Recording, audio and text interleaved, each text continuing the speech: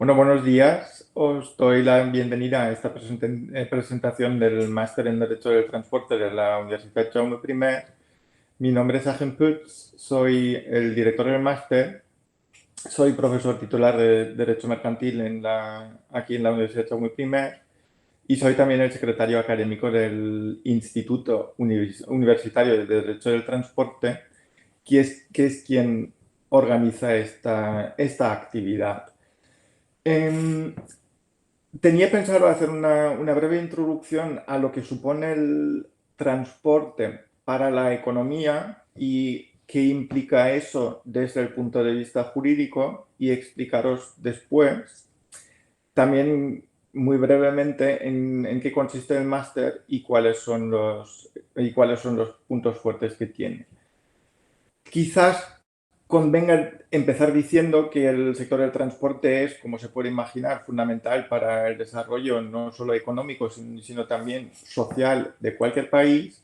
Y lo es, en primer lugar, porque es esencial para vertebrar las grandes aglomeraciones. Eso se refiere, por un lado, a las personas en las grandes urbes. Hay que organizar el transporte de esas personas, pero también de empresas, por ejemplo, en los polígonos industriales. Luego, en segundo lugar, es importante o fundamental porque permite abrir nuevos mercados, tanto nacionales como extranjeros. Si queremos exportar, necesariamente tenemos que transportar los productos. Si queremos importar, lo mismo necesariamente implica un transporte de los productos hacia o desde la empresa exportadora o importadora. Y luego, si el transporte es eficiente, también permite mejorar la cadena de suministro y eso redunda, como no puede ser de otra forma, en una reducción de costes y también en beneficios para el medio ambiente. Si pensáis en la situación que estamos viendo todavía, que hemos vivido durante los últimos meses, os habréis dado cuenta que el transporte ha sido, desde luego, fundamental porque nos ha permitido seguir comprando desde casa. Nos llevaban las cosas mediante mensajería, por ejemplo, a casa y generalmente tardaba muy poco en llegar. Si se optimiza la cadena de suministro, pues eso tiene evidentes beneficios no solo para las empresas, sino para toda la sociedad. Ahora bien, para que el transporte pueda verdaderamente cumplir esa función, que no deja de ser vehicular, pero es una función muy importante y para que se pueda cumplir, pues es imprescindible, o eso creemos, que los operadores que intervienen en el sector del transporte conozcan las reglas jurídicas que lo son aplicables. Es imprescindible tener un conocimiento de cuál es la regulación del transporte y justamente en el ámbito del transporte la legislación es abundante. Hay muchísimas normas y no siempre es fácil detectar cuál es la norma aplicable, por tanto, cuál es la solución en caso de que se nos plantee una controversia de contenido jurídico. Y hay tantas normas que se refieren al sector del transporte porque el transporte ya hemos visto que se considera fundamental y como se considera fundamental, pues es objeto de una atención particular muy, muy importante por parte de las administraciones públicas, por parte de los poderes públicos, el Parlamento, el Gobierno, etcétera. Y eso se justifica por la importancia del sector del transporte para la economía y la sociedad en su conjunto. En España el transporte suele representar alrededor de un 7% del PIB de servicios aproximadamente. Y es normal que así sea porque la economía española está basada en una parte muy importante en el turismo y sin transporte no puede haber turismo. También es importante para la industria porque nos permite acercar las materias primas a la industria y luego, una vez que hemos fabricado los productos, trasladarlos a los consumidores. Y eso es tanto más importante cuanto más reducida sea la demanda interna. Es decir, desde el momento en que queremos expandir nuestra actividad, exportar a otros países, el transporte obviamente es todavía más importante. Y el sector público también se ocupa del transporte porque los medios empleados tienen un gran valor. Eso es obvio, las carreteras son muy caras, las vías férreas son muy caras, los puertos son muy caros y también lo son los vehículos que circulan sobre esas infraestructuras o que utilizan esas infraestructuras. Y luego además se dan cita en el transporte otros aspectos que podríamos considerar de interés público, como podría ser los aspectos relacionados con el estado del bienestar, es decir, si queremos un transporte público de calidad y que además se preste a precios asequibles, la administración pública, en muchos sectores al menos, no en todos, pero sí en muchos, tiene que intervenir. Es decir, tiene que organizar de alguna manera el transporte para que se pueda prestar a precios asequibles y para que ofrezca unos estándares mínimos de calidad. Luego la protección del medio ambiente también es un aspecto muy importante del transporte.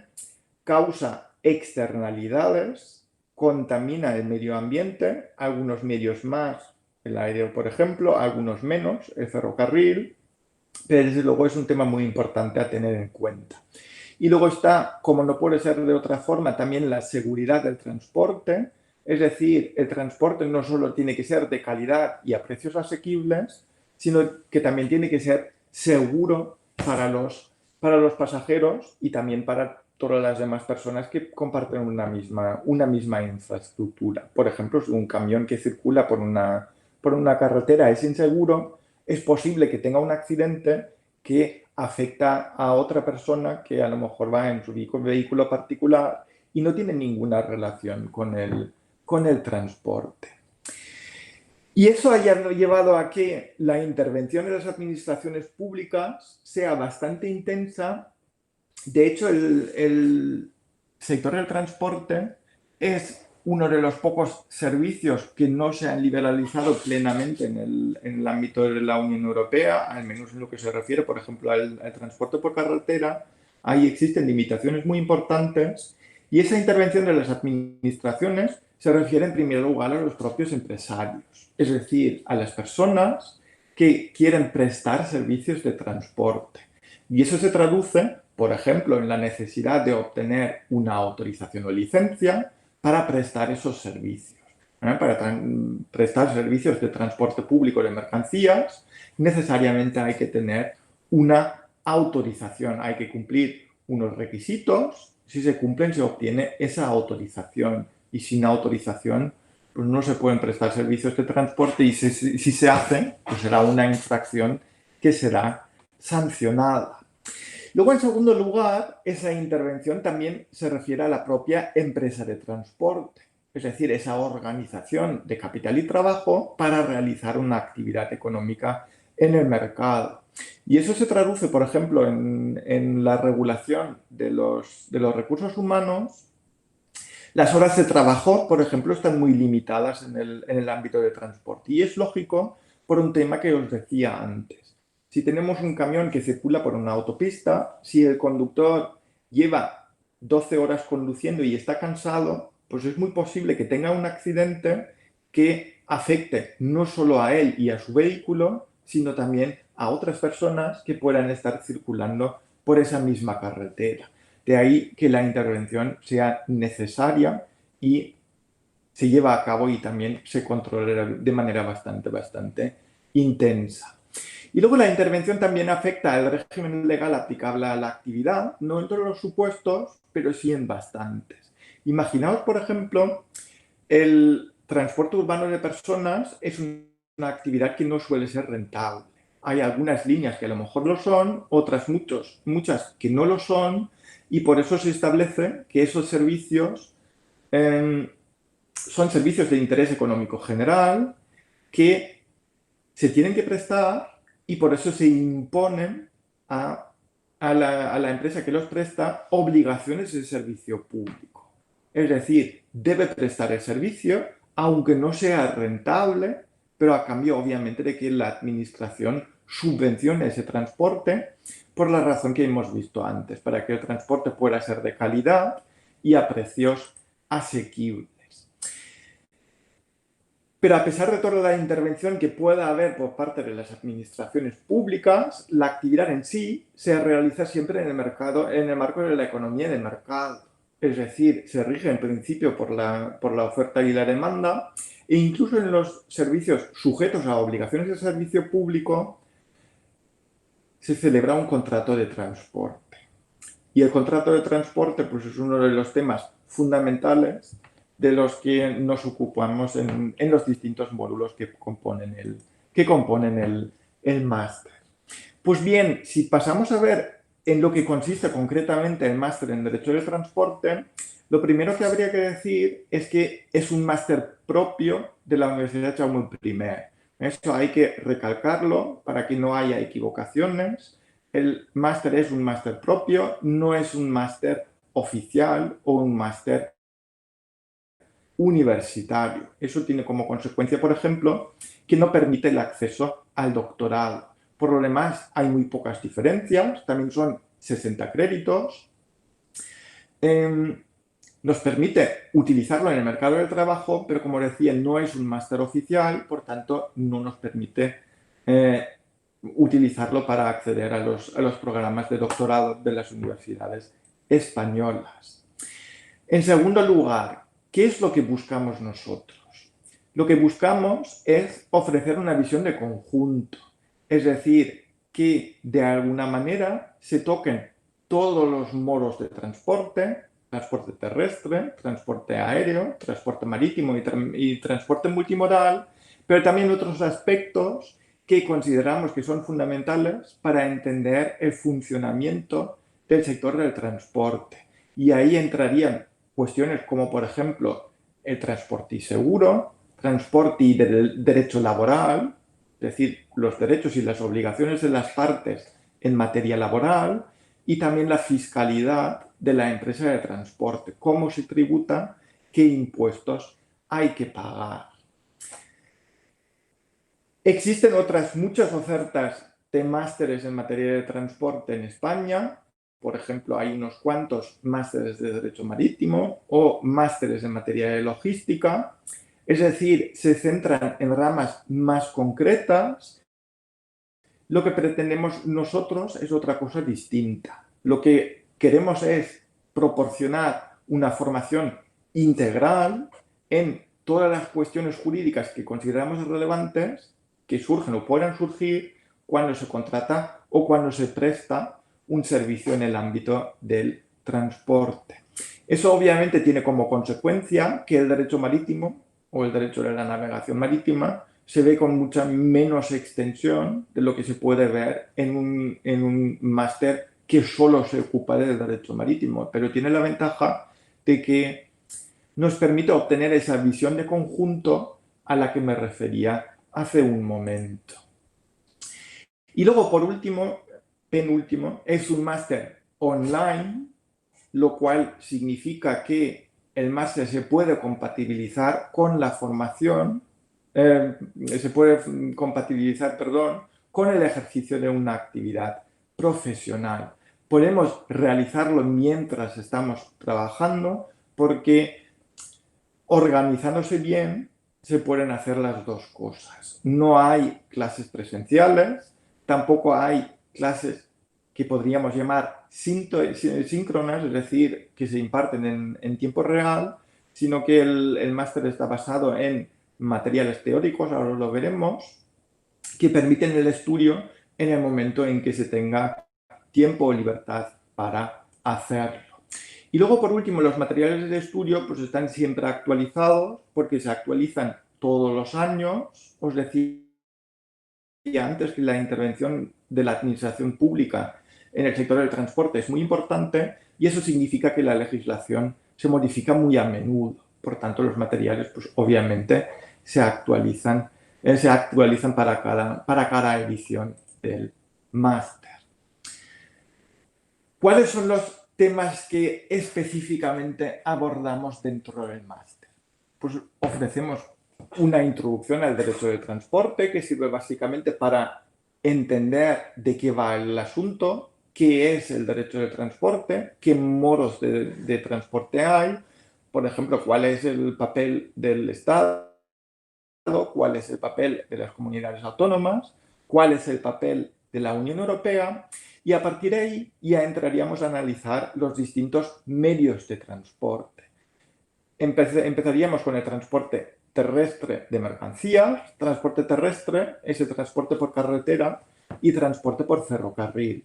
Pero también se tratan temas como transportes especiales, por ejemplo, mercancías peligrosas, mercancías perecederas y también las actividades auxiliares del transporte. Ahí entrarían, pues, por ejemplo, las agencias de transporte, los transitarios, los operadores logísticos, es decir, aquellas personas que no necesariamente prestan servicios de transporte, pero cuya actividad sí que está estrechamente relacionada con el sector. Luego se ve el derecho de la navegación marítima. Como veis, no es estrictamente de transporte marítimo, que obviamente también se ve, pero el derecho de la navegación marítima implica temas que no solo son transporte, que pueden o no guardar relación con el transporte, pero hay actividades marítimas que no necesariamente son transporte. Ahí estaría, pues, por ejemplo, el practicaje, estaría el salvamento, pero transporte obviamente también, transporte en régimen de conocimiento del embarque, fletamentos, por tiempo, por viaje y otros contratos de utilización de la nave en el ámbito marítimo. Luego hay una asignatura de transporte aéreo, donde se analiza tanto el transporte de pasajeros como el transporte de mercancías, el transporte de viajeros por carretera y viajes combinados. El tema de los viajes combinados se modificó de manera muy profunda a finales del año 2018. El transporte postal, que también es transporte, y aquí también lo analizamos. El transporte multimodal, aquel que implica la utilización de diversos modos de transporte. Y luego el contrato de prestación de servicios logísticos, que en España es un contrato atípico, no tiene ninguna regulación específica que sea suficiente y por tanto habrá que ver cuál es el régimen jurídico aplicable. Y a partir de ahí ya entraríamos a ver esas cuestiones o aspectos auxiliares o relacionados con el transporte que consideramos que son lo suficientemente relevantes como para que puedan tener cabida en un máster en Derecho del Transporte. Y ahí, en primer lugar, estaría el transporte y su relación con el seguro, tanto el seguro de las mercancías, es decir, para que el asegurador indemnice en caso de que se cause un siniestro, pero también el seguro de responsabilidad civil del porteador, es decir, que haría frente a una indemnización en caso de que el porteador deba satisfacerla. Luego hay una asignatura dedicada al derecho laboral del transporte. Os decía antes que el derecho laboral es muy importante en el ámbito del transporte. Los trabajadores del sector tienen derechos, los empleadores, los empresarios transportistas tienen deberes y eso es lo que se explicaría en esa asignatura. Luego se ve también la fiscalidad del transporte, tanto los impuestos directos sobre beneficios, el impuesto sobre sociedades, el impuesto sobre la renta de las personas físicas, pero también la imposición indirecta, es decir, fundamentalmente el impuesto sobre el valor añadido. Luego hay una asignatura dedicada a la financiación de la empresa de transporte que explica los distintos medios con los que una empresa se puede financiar: contratos de préstamo, apertura de crédito, un factoring, un leasing, etc. Es decir, lo que al empresario transportista le permite obtener medios económicos para llevar a cabo su actividad. Y por último hay un módulo dedicado al comercio exterior, donde se explican fundamentalmente los Incoterms. Los Incoterms, quizás los conozcáis, son términos contractuales que se insertan no en contratos de transporte, sino en contratos de compraventa normalmente internacionales, es decir, no son cuestiones estrictamente de transporte, pero los Incoterms pues, se refieren precisamente a quién debe transportar las mercancías, quién debe pagar por el transporte, quién las debe asegurar y a partir de qué momento el riesgo de que las mercancías se pierdan durante el transporte pesa sobre el vendedor o sobre el comprador. Es decir, es una cuestión que no es estrictamente de transporte, pero que tiene una relación muy, muy estrecha con el sector y por eso pensamos que era importante introducirlo también como materia de estudio en este máster. Creemos que la metodología empleada para el máster es apropiada para fomentar el estudio autónomo de esas materias. Es decir, lo que se proporciona para cada una de esas materias es, en primer lugar, una explicación teórica. Es decir, nos permite estudiar en profundidad el tema y también se indican lecturas complementarias que, si hay interés en un tema concreto, pues para que se pueda seguir indagando, para que se pueda seguir estudiando en estas materias. Se proporcionan materiales prácticos que pueden consistir en la legislación aplicable, puede haber documentos de la práctica, cartas de porte, conocimientos de embarque, etcétera, casos prácticos resueltos, etcétera. Es decir, materiales más ligados a la aplicación práctica de esos conocimientos teóricos que se adquieren en la parte teórica. Luego, la evaluación del máster está basada en cuestionarios y casos prácticos. Son o deben ser resueltos por el alumnado en el tiempo establecido y sobre ello, además del trabajo final de máster al que seguidamente referiré, pues nos permite evaluar los conocimientos adquiridos por el alumnado con el material teórico y con los materiales prácticos facilitados. Por tanto, los cuestionarios, los casos prácticos, se tienen que entregar, se califican y pues eso supondrá la calificación para cada una de las asignaturas que componen el máster.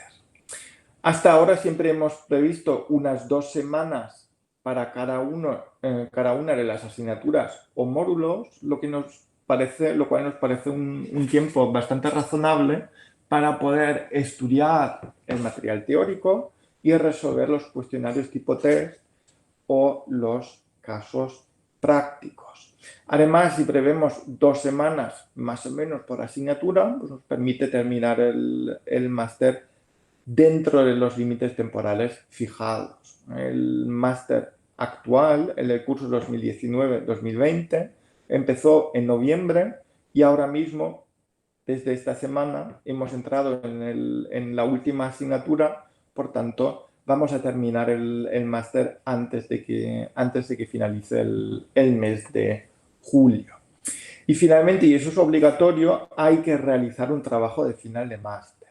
Sin trabajo de final de máster no hay título. El trabajo de final de máster, el TFM, es un trabajo de investigación, se asigna un tutor en función del tema que se haya elegido.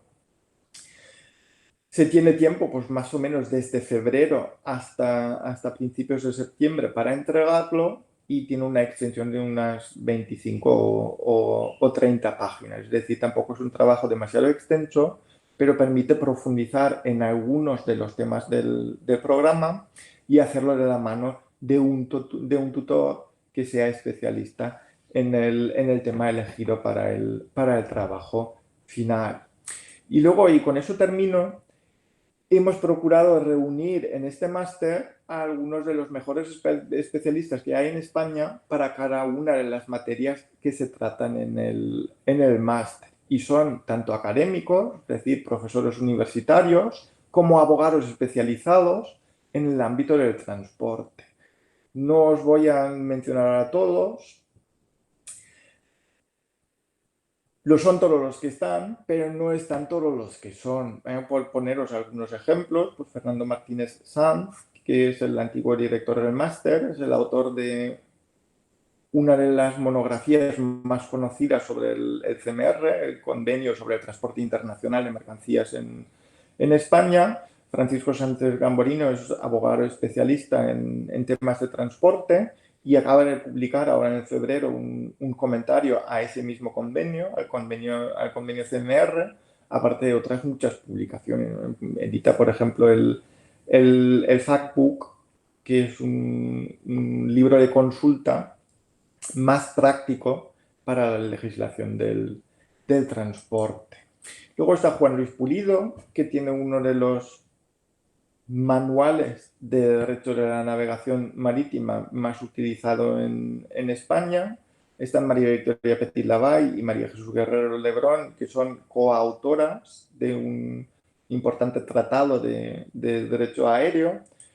Y pues, no sé, Julio López Quiroga es abogado especialista en temas marítimos y temas de transporte. Trabaja en un despacho en Madrid, es socio de ese despacho. Alberto Emparanza tiene una monografía también muy conocida sobre el concepto de porteador. Es autor de muchísimos artículos sobre transporte, edita muchos libros que se ocupan de esa cuestión y un largo etcétera. Es decir, para cada uno de los temas elegidos hemos intentado que quien redactase los materiales teóricos fuera un auténtico especialista en esa materia.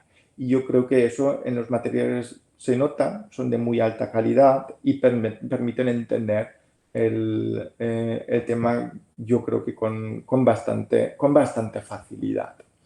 Bueno, eso es lo que os quería contar sobre el máster.